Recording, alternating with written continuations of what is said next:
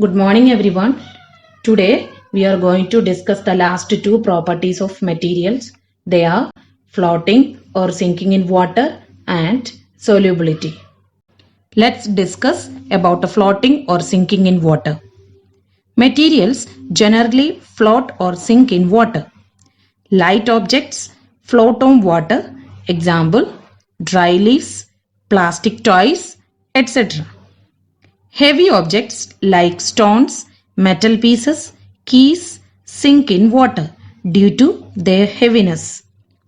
We can understand that the materials that have less weight can float and those which are heavy will sink.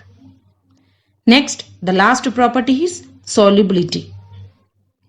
Let's learn with an activity. Take 5 jars and pour water in them. Add a small amount of sugar, salt, chalk powder, sand and sawdust. Mix it well. Now you can see the observations in the following table. Sugar, yes, it dissolves in water.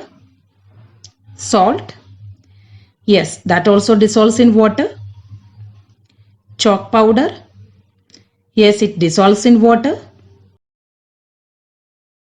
Sand, no, it doesn't dissolve in water.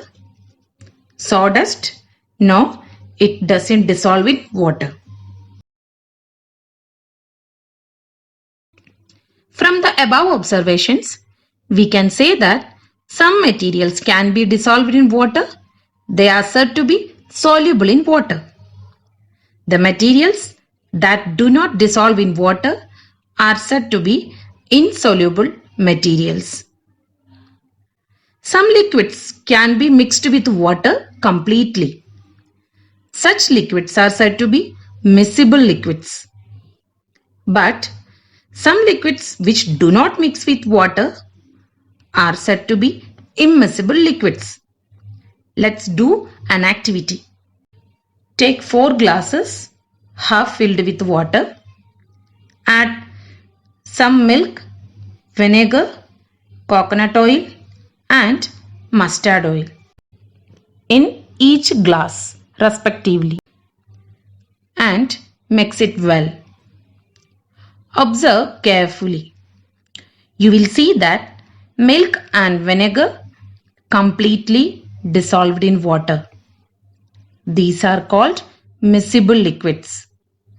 Whereas coconut oil and mustard oil did not mix with water and they form a separate layer. These are called immiscible liquids. A liquid that dissolves other substances is called a solvent, and the substance that dissolves is called solute. Here, sugar is the solute and water is the solvent.